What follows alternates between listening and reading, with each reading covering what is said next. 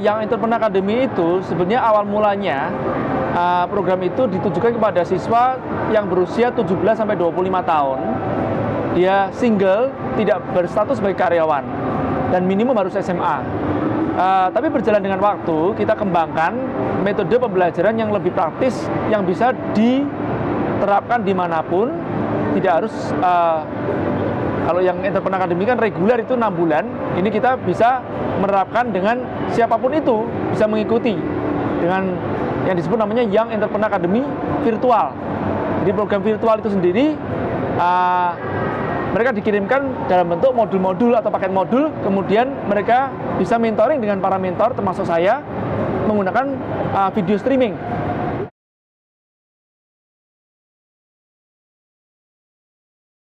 Jadi konsep dari materi Jalan Pintas Bebas Finansial yang saya buat itu, bahkan di dalamnya ada tanda kutip ya, bahkan tanpa harus buka usaha, ini sebenarnya kolaborasi atau kerjasama dari 4 tipe ini.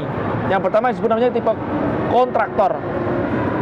Kontraktor ini siapa? Kontraktor itu adalah orang-orang yang fokus dalam usahanya, baik itu petani, dia peternak, mungkin kontraktor beneran, ataupun juga penambang, pedagang, itu disebut namanya kontraktor. Nah, kontraktor ini sebenarnya kalau kita bicarakan UKM, mereka seringkali terkendala masalah modal. Pada saat bisnis berkembang dengan sangat pesat, dia membutuhkan modal. Nah, modal ini sebenarnya hanya dimiliki oleh investor tentu saja. Mereka biasanya belum bankable, tapi sudah visible. Ya. Nah, jadi untuk mempertemukan kepada pihak investor dibutuhkan 2 link yang terputus sebenarnya. Apa yang disebut namanya konseptor. Kenapa? Karena kontraktor ini terlalu fokus ke dalam usahanya. Seringkali dia tidak sempat untuk membuat suatu konsep atau proposal yang cantik. Nah, disinilah konseptor bekerja.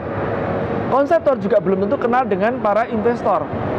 Bisa jadi terjadi missing link di antara konseptor yang memiliki konsep, sudah memiliki kontraktor, tapi tidak memiliki investor. Disitulah dibutuhkan namanya konektor atau penghubung. Nah, siapa ini si konektor? Konektor bisa disebut orang-orang yang memiliki koneksi yang sangat luas kepada investor, misalkan agen asuransi, ya, marketing bank di bidang investasi atau X atau masih aktif, ataupun juga mungkin public figure, ya, mereka-mereka yang memiliki koneksi kepada para investor, itulah disebut namanya konektor. Nah, investor itu siapa? Investor itu sendiri orang-orang yang memiliki duit pastinya.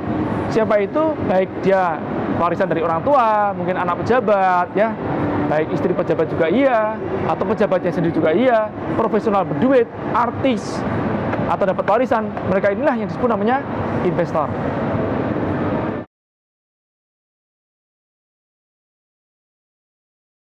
Kalau kita menguasai ilmunya, sebenarnya semua orang bisa jadi konseptor, ya, karena konseptor tidak harus kenal sama investor langsung kan.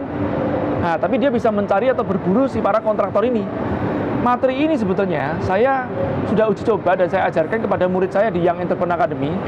Lulusan dari Young Entrepreneur Academy itu ada satu tim ya yang saya uji coba materi ini, saya ajarkan, kemudian dalam waktu 2 tahun, ya, saat inilah kira-kira mereka itu bahkan bisa mendapatkan penghasilan, ya, 300 sampai 400 juta per bulan, ya, dan itu bisa dikatakan dengan kerja yang sangat minim sekali sebagai konseptor itu.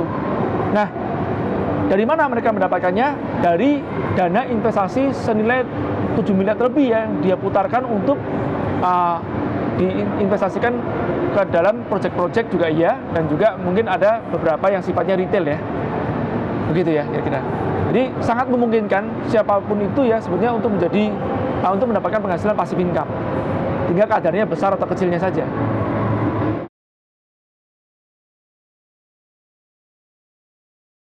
Kalau boleh saya tarik garis merah seorang pengusaha dengan profesional, bukan masalah keilmuan, tapi masalah keberanian.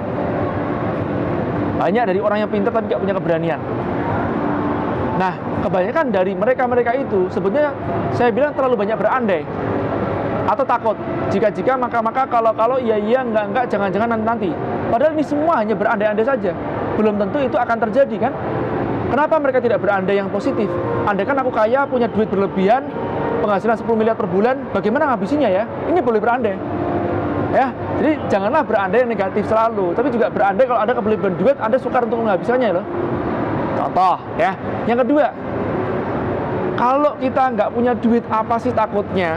Kenapa orang nggak punya duit itu takut bangkrut? Orang nggak punya duit itu sudah bangkrut, jadi nggak perlu takut bangkrut. Kenapa kita mulai, kita langkahkan saja kaki kita.